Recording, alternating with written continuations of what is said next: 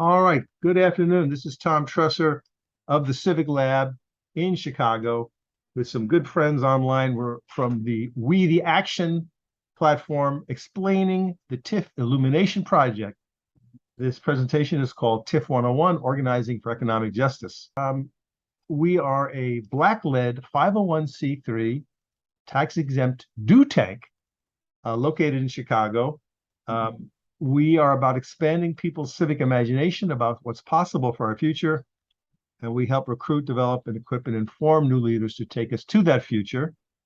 Our mantra is investigate, fabricate, educate, activate, liberate, repeat.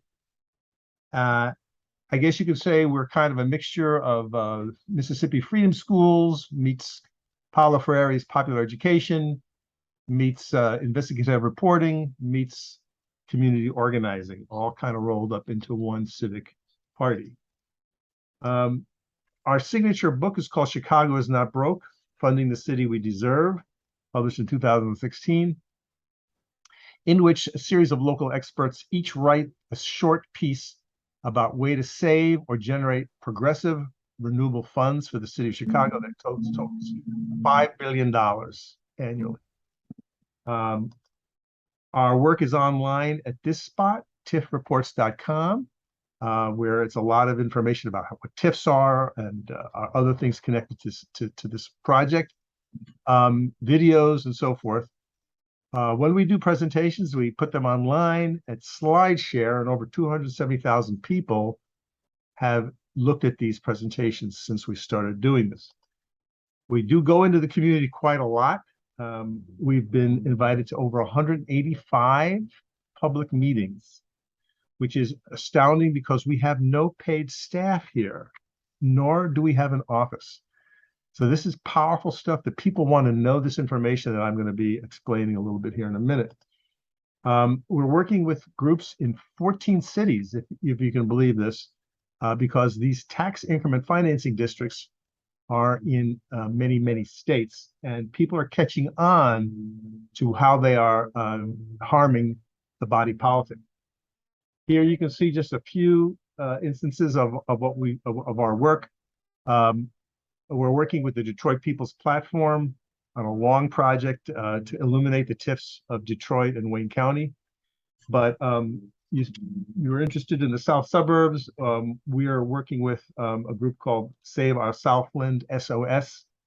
And we did a TIF illumination for one of their cities that they're in down there called Matson, Illinois. But that's just one of 185 different presentations we've done over the years. All right, so what is a TIF? TIF stands for Tax Increment Financing. They're created by the municipality under state law. So we're going to focus on Illinois for now. It's a little different in different states. Essentially, these TIF districts are designed to subsidize some project, supposedly a business project, in a so-called blighted or underserved area. The word blighted is very loaded in policy terms. I'm sure you guys know this. And in Chicago, we have to ask who blighted who, because it just didn't happen by accident. But we put that aside for a moment because the statute does use a test for blight. The other test for applying a TIF is what's called the but-for test, in which you have to assert, the developer has to assert, the seeker of subsidy has to assert that but for the free money coming from the government, the TIF money, the project could not happen. As if to say, the market has fled.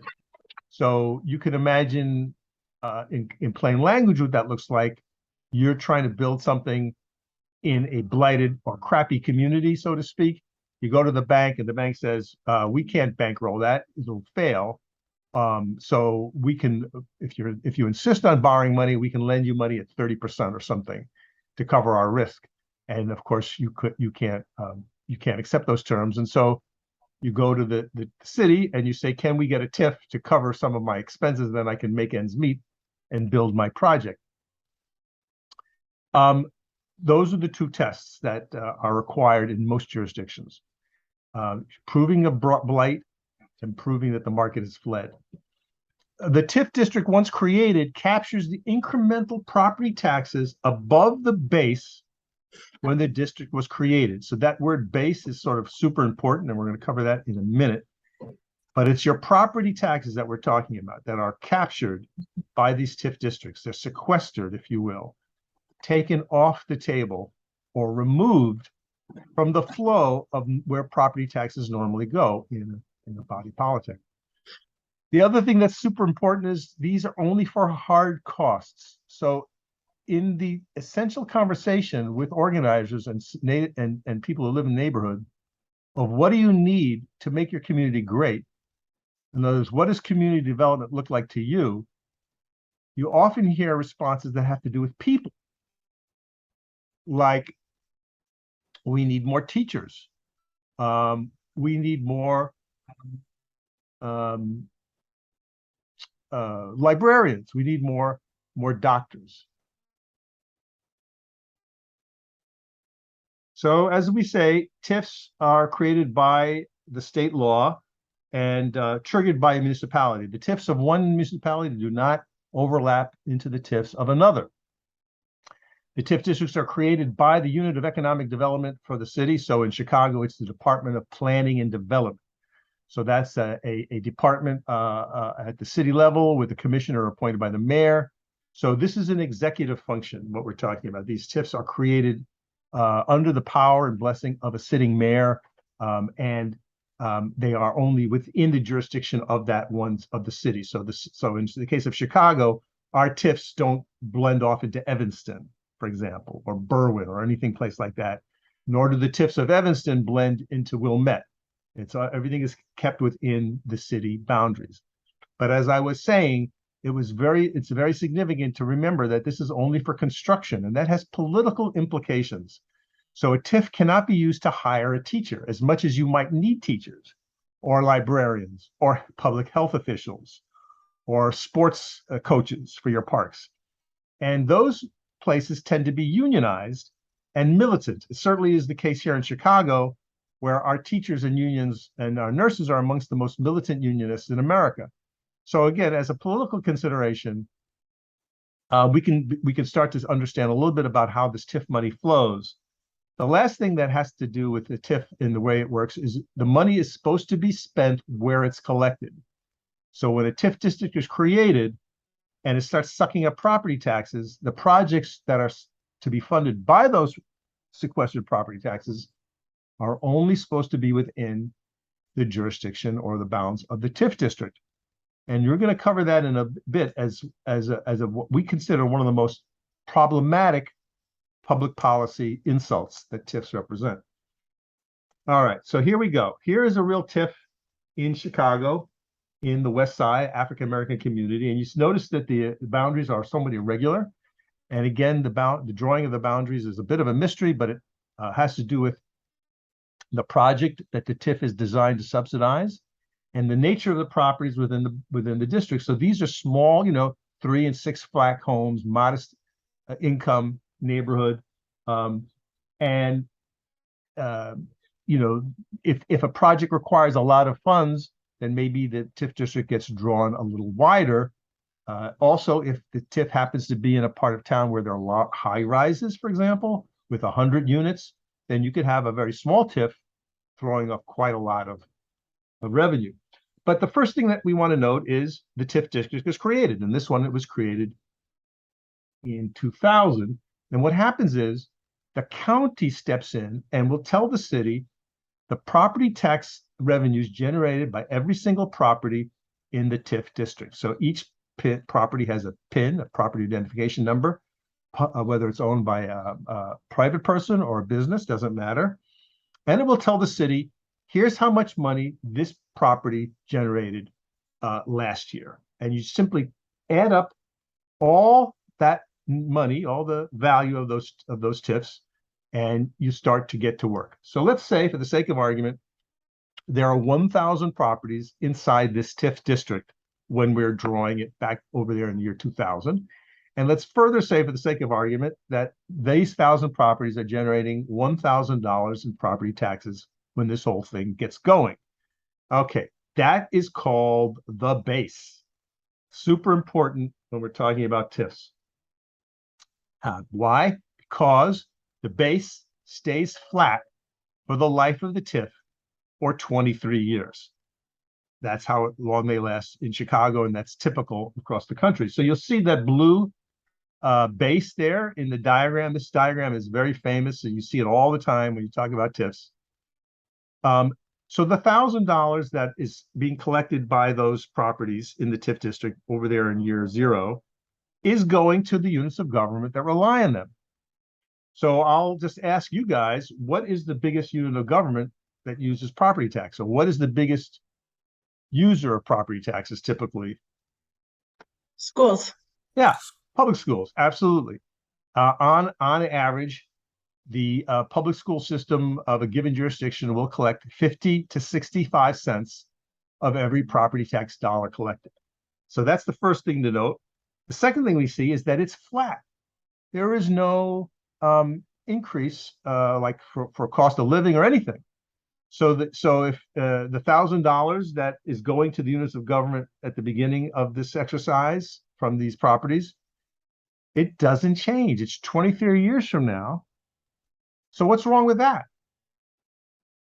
What do you think? What would be an objection for that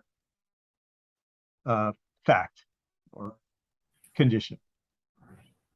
Teacher salaries are going to be higher 23 years from now. Supplies are going to be higher. Inflation. Sure, and nothing's going to be the same cost next year, let alone a generation from now. So you start to see some of the pressures that happen here. So now let's talk about what happens when, as the TIF trundles along in its life. So now let's say it's year 5 of the TIF. So this is 5 years in the future. And as I say, every year the county will perform this operation and will just go through every property in the TIF district and give the new amount of property taxes thrown off.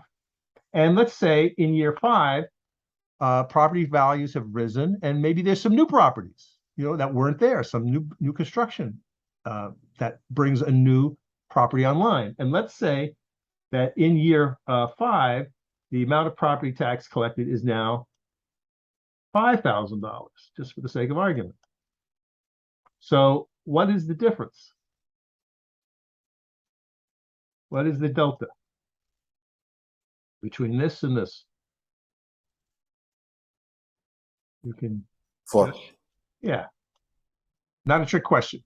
$4,000. So that $4,000 is captured by the TIF district, my friends. It does not flow to the units of government.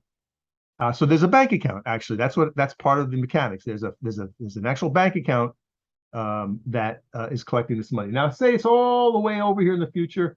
It's 20 years in the future, and things have gone pretty well in this particular part of town. And now, let's say it's $20,000 in property taxes, and the delta now is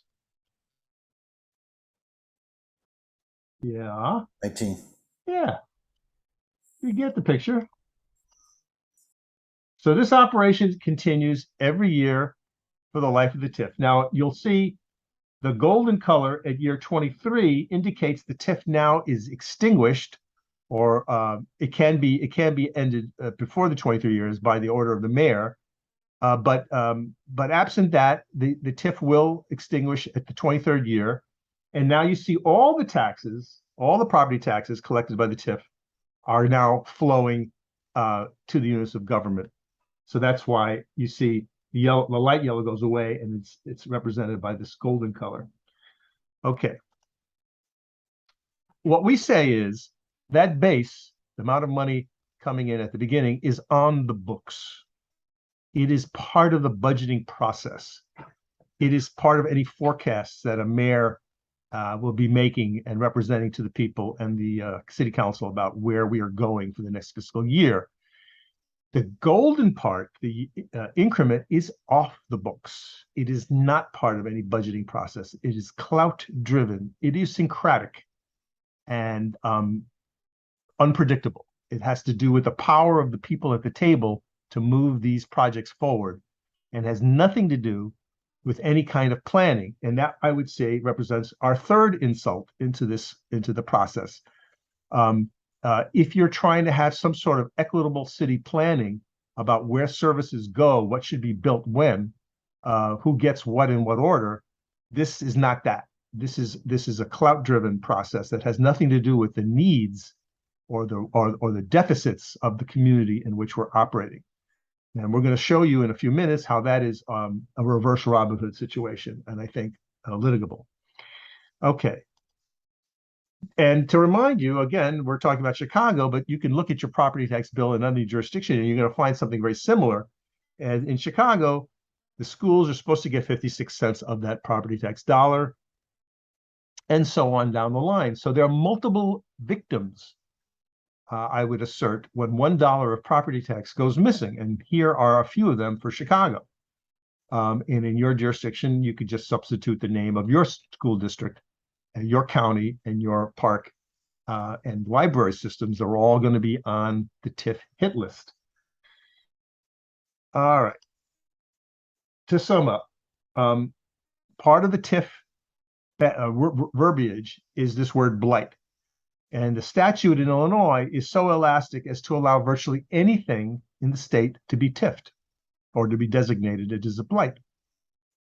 So the blighting factors seem to be sensible: age, obsolescence, code violations, etc. But when they declared Chicago Central Business District a TIF some 15 years ago, they used cracked sidewalks as an indication of obsolescence, and excessive vacancies of major loop office towers. You know, if an office tower was 30% vacant, that satisfied that condition, even though that building was owned by a billionaire. So it doesn't matter. And so we'll show you in a minute how counterintuitive what is called blight in Chicago. It doesn't make any sense. Are there any questions before I move on into the next part? Okay, cool. So what we do at the TIF Illumination Project is pretty simple. We count and enumerate and report just what is out there. And in some places, it's hard to find the most basic information on TIFs, and that's part of what we think is on the table here, litigation-wise. But we're fortunate that there's a statute in Illinois that requires all TIF districts in the state to uniformly report a number of things, including expenses, income, and balance. But in other jurisdictions, it isn't the case, and it remains a mystery exactly as to how many TIFs are operating and what exactly they're up to. But in Illinois and Chicago, we can tell you a lot. So in 2020, in Chicago, there were 136 TIF districts, and you can see the map over there, and they all kind of clump and touch. And that's because money can move between TIF districts. So now we have a scam inside of a scam in which way beyond the scrutiny of the public, vast amounts of public money are being moved willy-nilly around the city on the order of the mayor. And in the suburbs of Chicago, there's another 311 of these TIF districts across 90 municipalities. And you can see they're all everywhere. So if you're interested in the southern part of the county, there's dozens and dozens of them. So a total of 447 TIFs in the county of Cook. It's quite a big deal. And I love old monster movies. And I don't know if you remember Frankenstein monster. You know, the scientist cobbles the thing together from body parts and charges it with electricity and says, "Don't worry, I have it under control. He will serve me," right?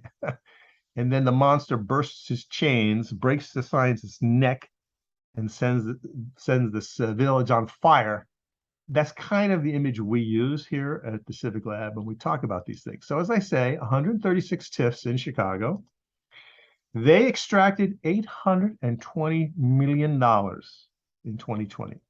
So that little process that I was showing you on the slide, you know, with the hypothetical, the real number for how much money TIFs have taken off the table in 1 year is close to $1 billion. The TIFs also spent a lot of money last year, 2020, of $415 million. And since TIFs came to Chicago in 1986, a staggering $10 billion of property taxes have gone missing. Our political analysis says that it has to do with Mayor Daley II, Richard M. Daley. It all started really getting aggressive under his reign. You can see he started his term in office in 1989. He left office in 2011. And you can see the TIFs rising precipitously, almost like a 45-degree straight up slope. Now, once he leaves office and we get Rahm Emanuel in 2011, the number of TIFs go down, but the revenue continues to skyrocket to the current day. Now, the number one thing that we do at the Civic Lab, again, going on with the monster images here, trashing Tokyo. The number one thing we do for our city here is to compile all this information in an annual report called our TIF Illumination. And the significant number, the biggest headline from this document is how much money of the TIFs in those TIF accounts is sitting there as we come into the new year. So as 2020 closed out, we had, as I mentioned, 136 TIF districts. Each of them has a little checking account. And I think a very relevant question for any activist or social justice practitioner or good government guru or elected officials, the average bear would be, well, how much money are we talking about? How much property taxes are sitting in these secretive accounts? Is it a lot of money? Should we be concerned? And what's the answer? Well, we supply the answer every year, and for 2020, it was a staggering $1.9 billion. So we've given this presentation, as I'm giving it now, dozens and dozens and dozens of times at every place and to every kind of audience, and in no case did anyone in the audience know this number. So you can be a very smart person with a lot of civic experience. You can be just the average Joe who doesn't really know what's going on, doesn't vote. Doesn't matter. This is a number that the city would really rather not know. And we've never been disputed. No one from the city or a think tank has ever, in all our years, 9 years in the field, no one has ever called us out or challenged us on anything that I'm speaking to you about today. Now, what about Illinois? Well, Illinois, again, it's huge, as I say. So for 2019, there were 580 municipalities with about 1,400 TIFs. So that's a staggering number of spaces and places, 1,397 TIFs. And again, there is no one place to go to sort of get your arm around all this, county by county, or, how is Rockford doing versus Chicago? Do they have more TIFs relevant to their population? Any kind of question that an analyst might want to know, or an elected official, or any thoughtful citizen to try to understand how big a deal this thing is, and is it good or bad or indifferent? Who's profiting from all this money? Very difficult to get your arms around. But there's the big number. So since TIFs came to Illinois back in 1981, I mean, it is crazy what we're talking about. $25 billion across the state of Illinois. Now, Illinois is a state that has a very regressive income tax. So now we're now connected to other issues of equity, in terms of public funding. So we tried to have a constitutional amendment last year to amend our constitution to allow for progressive income tax. It failed. So we are a regressive state, and that, again, I think, is a civil rights issue, which places an undue burden on localities to fund their shit through property tax. So the conclusion is obvious. If you live in a community that's wealthy and the homes have a high value and there's a shopping mall and other things throwing off a lot of property tax, your schools will be flush, and that is the case in Illinois. However, if you live in a community that's working class, modest, disinvested, communities of color, your property tax base is not lush, your schools will suffer. And people have been arguing about this in the state of Illinois for decades, about the inequity of that. And so it's true for other states that have regressive means of raising money, that therefore the state would be paying more of its share of public education. In the case of Illinois, I think we're the 44th state in terms of what share of public education the state delivers. It's very low.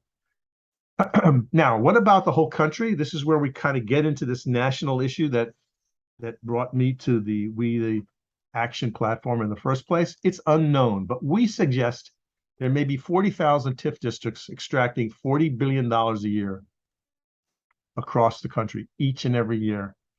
And again, with the rule of thumb that your Board of Education is supposed to get half of the property tax bill, we're positing that America's public schools are being ripped off by conservatively $20 billion each and every year. Okay, now I mentioned we are working with other communities. This is a brief showing of what we did for our friends at the Detroit People's Platform and the Equitable Detroit Coalition. They wanted to know what the story is about TIFs of Michigan, and the answer is it's not much. The record is very slim there. A lot of jurisdictions are not reporting. They're out of compliance, but the law is so toothless that there's really no negative consequences for municipalities in Michigan to withhold their TIF information. But from a 2014 study, we see that it may be as much as 10% of the entire property tax base in the state of Michigan can be extracted on an annual basis.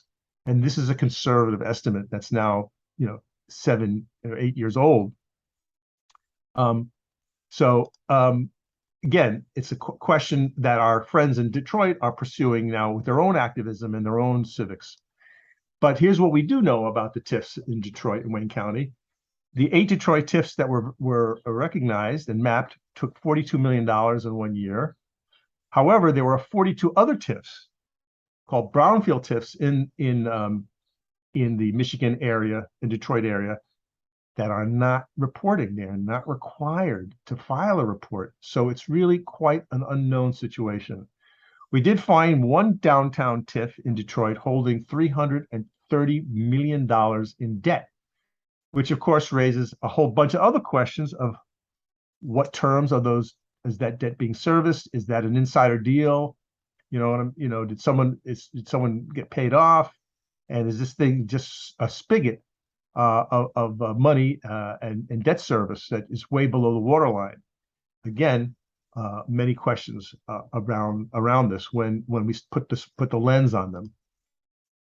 We were asked to help out activist groups in Louisville when a giant TIF was thrown on them at the last minute in the legislative session of the last session, where we see these 9 Black communities around the bend in the Mississippi.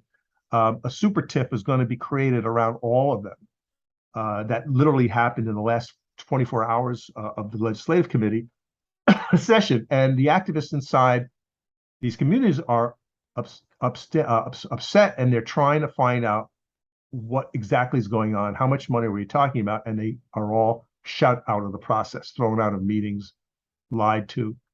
But you can see the headlines here. Lawmakers passed Louisville West End TIF on final day of session. Kentucky lawmakers disregard West Louisville residents' concerns in approving TIF. That is 100% standard operating procedure. These things are placed on a community without anyone's okay, knowledge, or assent. And then they tried to, the engineers of this TIF tried to rope in the leaders of the Louisville Urban League as part of the governing process, and they resigned after they went to one meeting and they saw that it turns out that there were 2 white developers that were driving this entire process. All right, quickly now I'm going to go through what we call the policy problems and organizing opportunities, and then you'll see where you guys land. The first thing is, first point we make is that TIFs starve local government. I think that's pretty self-evident. So it's a very popular issue, even though it sounds obscure. I mean, we fought a revolution around our use of taxes, the misuse of taxes, right? So it's not something you have to really explain to the average person. They get property tax where, and they are very concerned where their property taxes go. And so this is a very big deal for a lot of people. And like I just said before, in Chicago, these are so if you're someone who cares about any of these things, public schools, the operation of the city, the parks, the colleges, the libraries, if you're using any of those services, you should care about this. So it's a great organizing and engagement hook. The definition of blight is meaningless. That's our second point. So here you see a few places that receive TIF money in my own city here in Chicago. $842 million of subsidies of TIF projects in the loop over the last 15 to 20 years. So these would be billionaire white developers who own these buildings, and sometimes they're flipped, after they're built. This is very standard.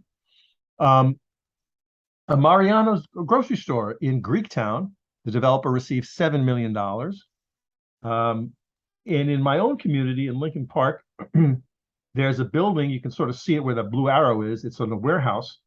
The Grossinger Toyota dealership received $8.5 million to renovate that large building into sort of their super headquarters, showroom and repair headquarters.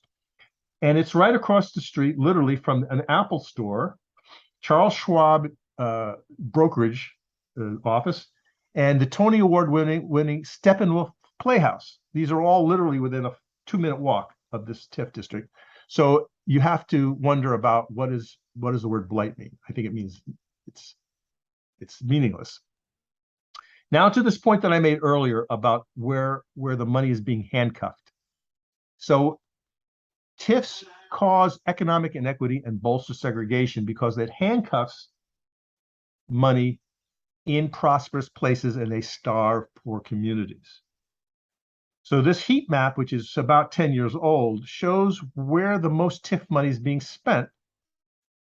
It's in the super loop, the 5 wards that comprise the loop, because that's where all the development is. So it stands to reason, if your community is hot and you put a 25-story building with 100 units in it, and each unit is selling for $200,000 to $400,000, that building is going to throw off a lot of property taxes.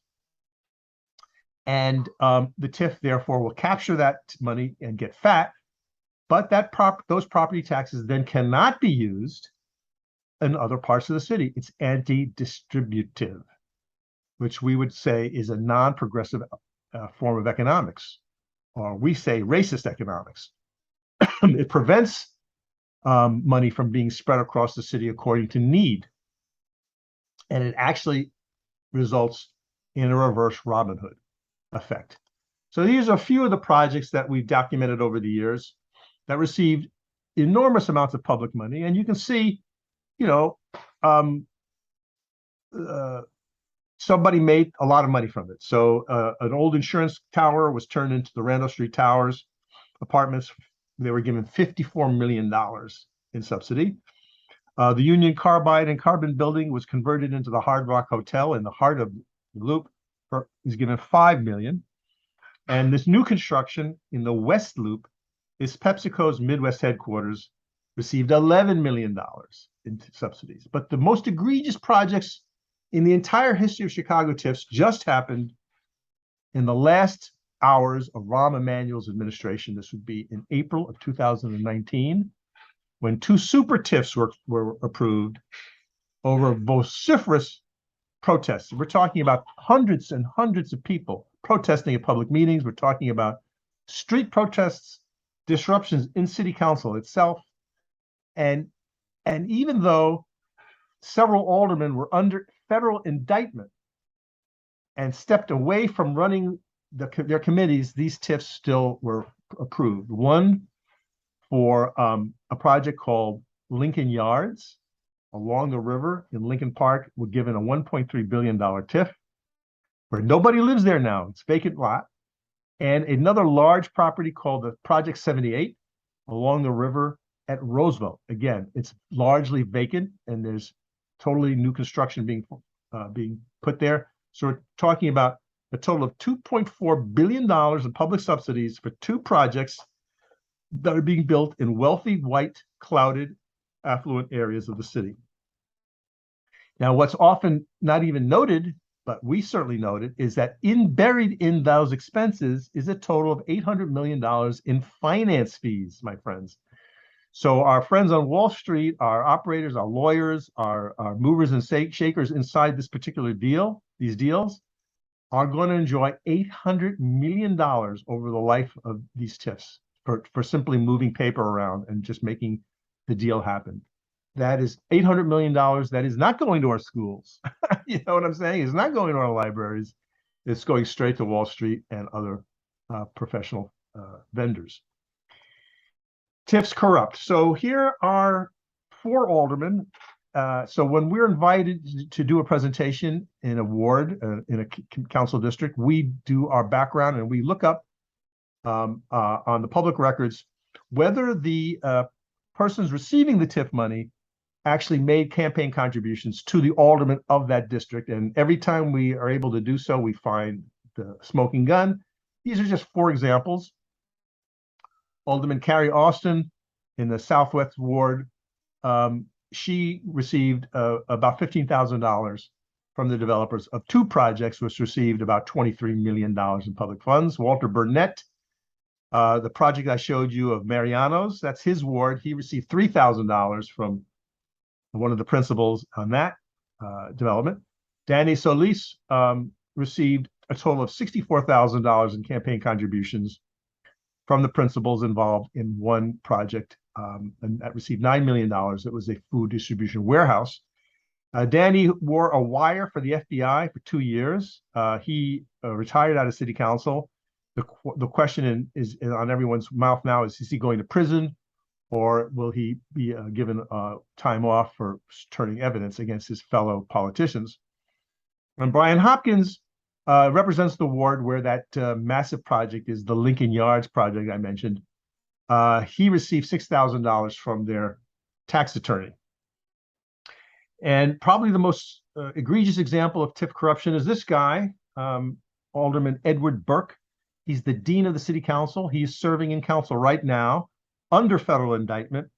And in the indictment, when the FBI released the wiretaps, we heard this unbelievable quote from the guy he was shaking down, the businessman that Ed wanted a bribe from. He said, "I need his favor," that's Alderman Burke's favor, "for my TIF money." So said the businessman who was being shaken down. Now it looks like Mr. Burke is going to go to trial perhaps early next year. Or we're wondering why it's taken him so long. He is one of the most powerful men in Midwest politics. He's also very, very wealthy. His own personal political funds usually are at $3 to $4 million. So he's usually described as the power behind the power. So we've seen mayors come and go. This guy has been in office for over 50 years, but his date with court is coming. All right, that is it for me. I'm going to stop my sharing, and floor is open. I have a couple of questions. You would think that funds of this nature would need to be administered by somebody, right? They need to have at least a bookkeeper.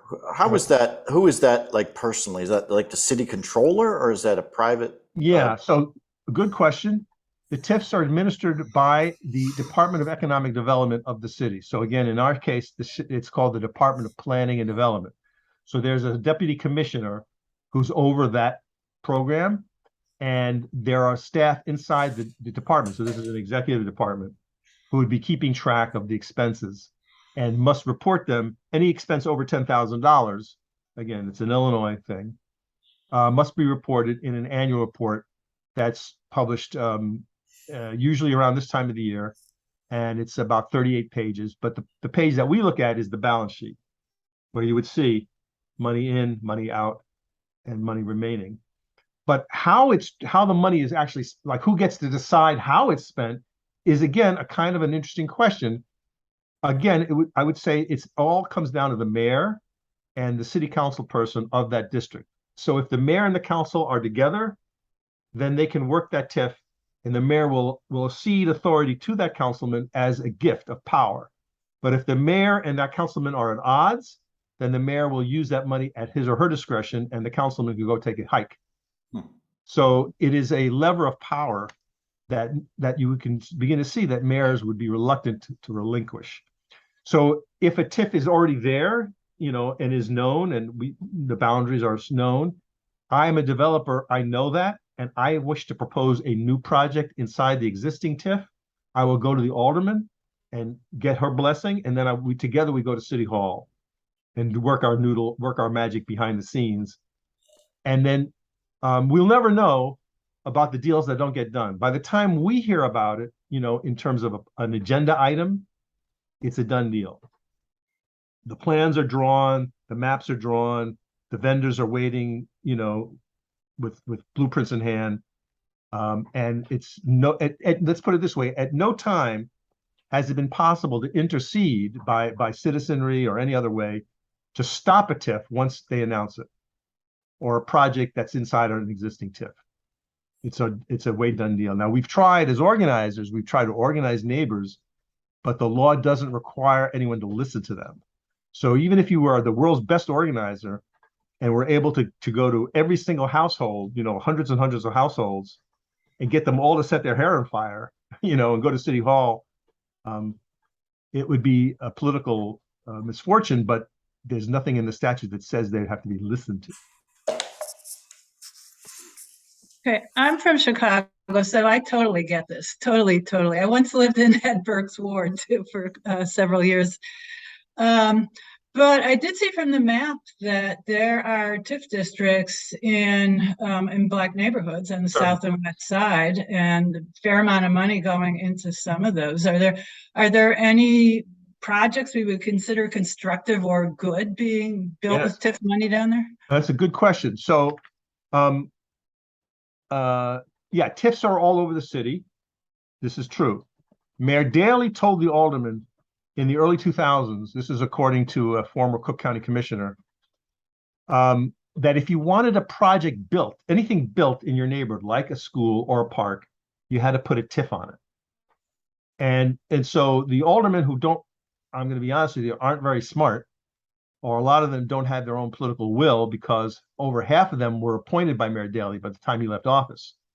As a side note, you have to remember Chicago has got an unusual political distinction of when an alderman leaves office through death or corruption. 32 aldermen had gone to prison since 1973. Our mayor gets to appoint their replacement. So that's a crazy thing, that if you can imagine under a President Obama, a Republican congressman dies in office and he appoints her replacement. I mean, it would be insurrection immediately. But yet this is kind of a staple of Chicago politics. So for that reason, the alder folk do not push back on anything. At no time in Chicago's history have the aldermen countersayed or gainsayed anything the mayor has put forward. Okay, that being said, there are TIFs in Black communities, and they suck up hundreds of millions of dollars every year and do not return that money. So that's the reverse Robin Hood. The money is leaving; it doesn't stay.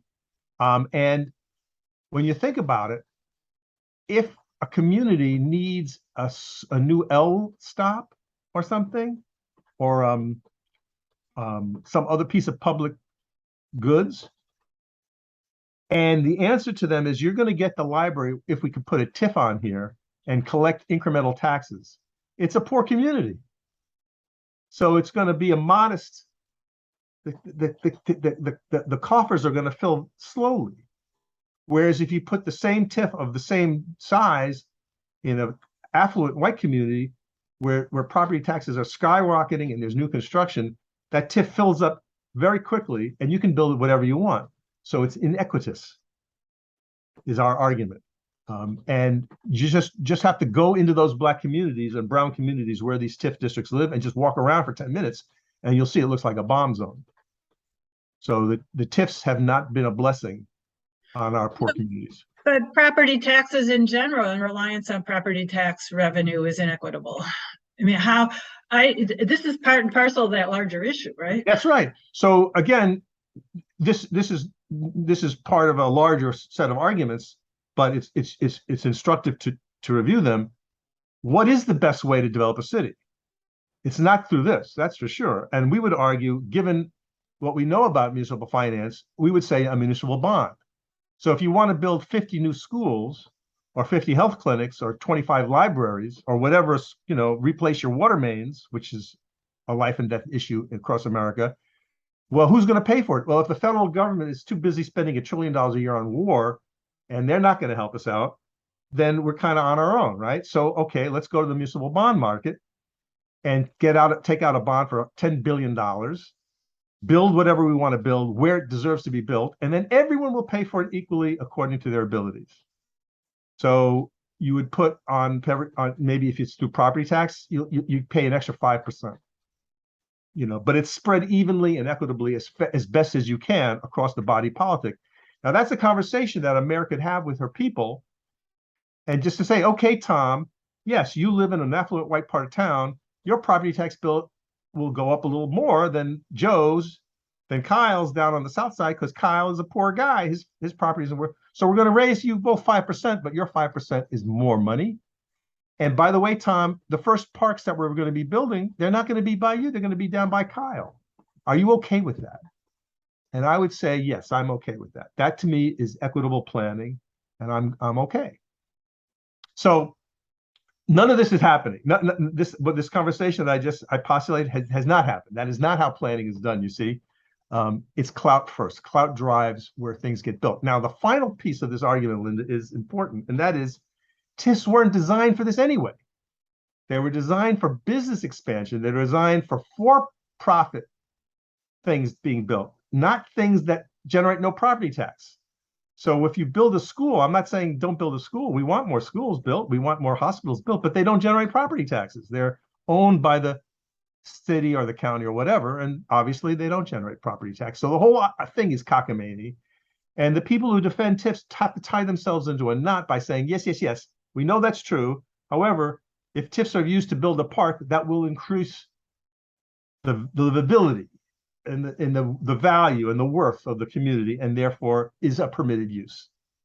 But that's what we're saying, is the thing is so elastic as to permit any area anywhere in the city, the state, to be TIF'd in this manner. Other questions or thoughts?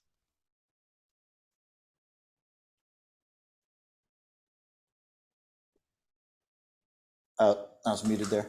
Who do you who is pushing back against you intellectually? Who is the counterforce to you that says this is okay and it's good? Yeah, good question. I can say we have allies on the left and the right first, though. So it's interesting. People who hate crony capitalism, including the Illinois Policy Institute, which is a conservative, more right-wing organization, they hate TIFs as well. I would say, as near as we can discover, the real estate industry, banks, and big law firms will all make the arguments that these things are great. And they'll point, look, TIFs built that school, they built that park. And they'll point to those examples. But they are all making millions, if not hundreds of millions of dollars from TIFs, so it's suspect. Now, the organization that you think should have been against TIFs, the teachers union, is not. And so we get into a sticky realm of unionism here in the city and other places. So when you think about the unions that benefit from TIFs, which I said are the construction trades, those tend to be the more conservative, white, male-dominated unions, many of whose members do not live in the city anyhow. Their leadership certainly doesn't. And so the larger construction trade unions, of which there are many here in the city, plumbers, electricians, carpenters, workers, so many, painters, I believe have told their sister union, the Chicago Teachers Union, which tends to be African-American, more women-dominated, and more militant, to shut the fuck up about TIFs, because we have to stand together as unions. And so when you go on strike, if you want the AFL-CIO's strike fund to help you, don't come into this bailiwick. And so we're all standing in solidarity together on this. That's my theory, anyway.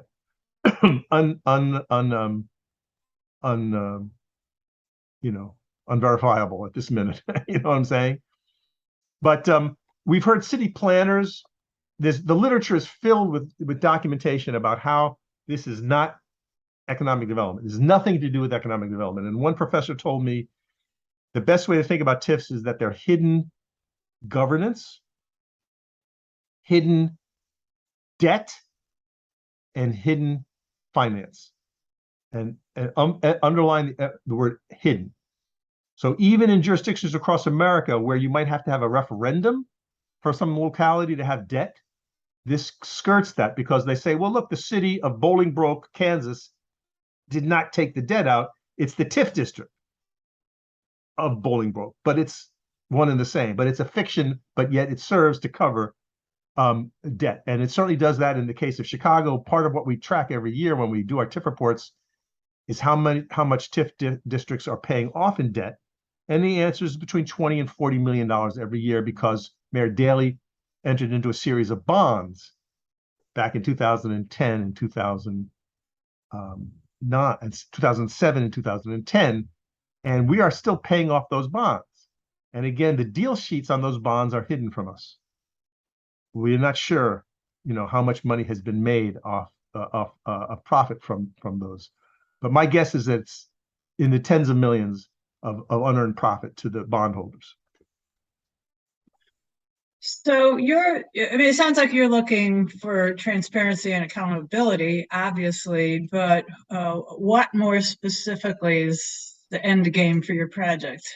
To abolish TIFs, 100%. Okay. That they're irreparable. It's like chattel slavery. You can't dance around the edges. It's got to go. It's racist. It violates civil rights. It violates the principles of good government. And it's a taking, it's sneaky, and so we're saying, look, if you want to give money to a developer, if you think that's a public good, just call it like it is and just say Chicago is going to have $100 million and we're just going to give 10 grants of $10 million to white developers because they're doing good things, and it's all above board, and let the people know, don't do it in a hidden way, and say there's a public good. So we say the public good here is not being served. I've talked to organizers and journalists and academics in so many cities, and they all can't wait to tell me their egregious TIF story. Like, you will not believe this. And then they start to go about how some clouded fat cat developer has built a parking garage and whatever, and they just can't wait to tell their stories. The problem is that we just can't connect them all. And I should say, in attempt to try to make some kind of rational, procedure here, we've applied for funding, from foundations that do citizen journalism, public policy, civic engagement, that kind of stuff. And we've been turned down 50 times.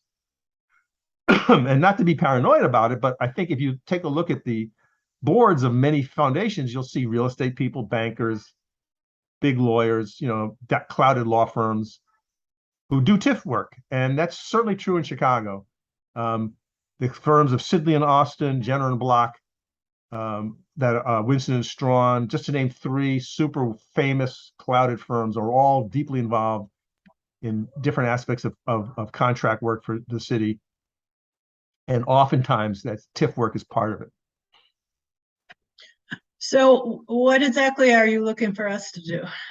Well, if this is something that you're interested in, we're looking for the case law in your various jurisdictions. So, in your various states, what has been litigated, and